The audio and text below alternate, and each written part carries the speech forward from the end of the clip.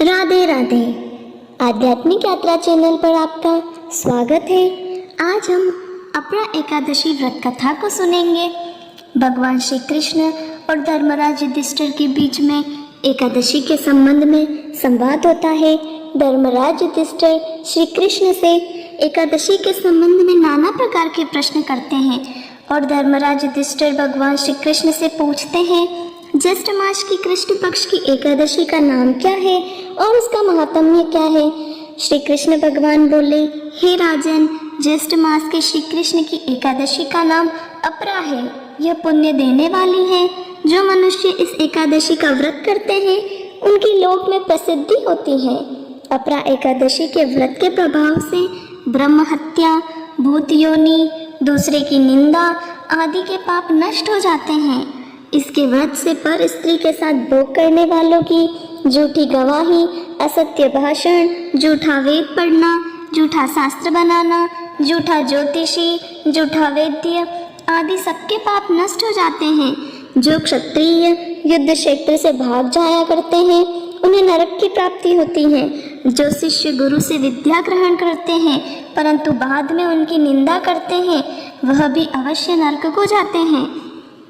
वह भी अपरा का व्रत करके स्वर्ग को चले जाते हैं।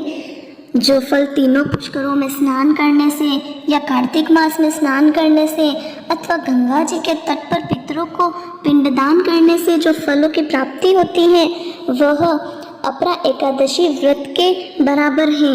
कुंभ में श्री केदारनाथ जी के दर्शन करने से तथा बद्रिकाश्रम में रहने से तथा सूर्य ग्रहण के समय कुरुक्षेत्र में स्नान करने से जो फल मिलता है वह एकादशी व्रत के बराबर है।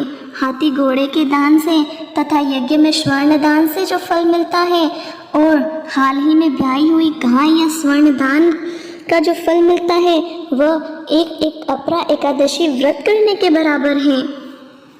यह व्रत पाप रूपी वृक्ष को काटने के लिए कुल्हाड़ी है, पाप रूपी ईंधन को जलाने के लिए अग्नि है, पाप रूपी अंधकार को मिटाने के लिए सूर्य के समान है, मृगों को मारने के लिए सिंह के समान है। अतः मनुष्यों को पापों से डरते हुए इस व्रत को अवश्य करना चाहिए। अपरा एकादशी का व्रत तथा भगवान का पूजन करने से मनुष्य के सभी पापों से उन्हें छुटकारा मिल जाता है और अंत में वे विष्णु लोक को जाते हैं।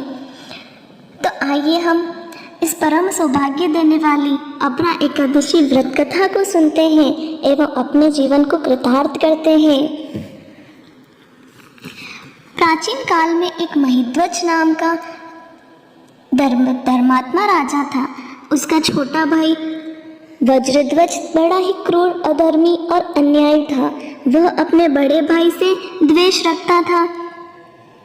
उस पापी ने एक दिन रात्रि में अपने बड़े भाई की हत्या करके उसकी देह को एक जंगली पीपल के नीचे गाड़ दिया। वह अकाल मृत्यु से राजा प्रेतात्मा के रूप में उसी पीपल पर रहने लगा और अनेक उत्पात करने लगा। एक दिन अचानक धौम्य नामक ऋषि उधर से गुजर रहे थे। उन्होंने प्रेत को देखा और तपोबल से उसके अतीत को जान लिया। अपने तपोबल से प्रेत उत्पात का कारण समझा। ऋषि ने प्रसन्न होकर उस प्रेत को पीपल के पेड़ से उतारा तथा परलोक विद्या का उपदेश दिया। दयालु ऋषि ने राजा की प्रेत योनि से मुक्ति के लिए स्वयं ही अपरा एकादशी का व्रत किया और उसे अगति से छुड़ाने को उसका पुण्य प्रेत को अर्पित कर दिया। इस पुण्य के प्रभाव से राजा की प्रेत योनि से मुक्ति हो गई। वह ऋषि को धन्यवाद देता हुआ दिव्य देह धारण कर पुष्पक विमान में बैठकर स्वर्ग को चला गया।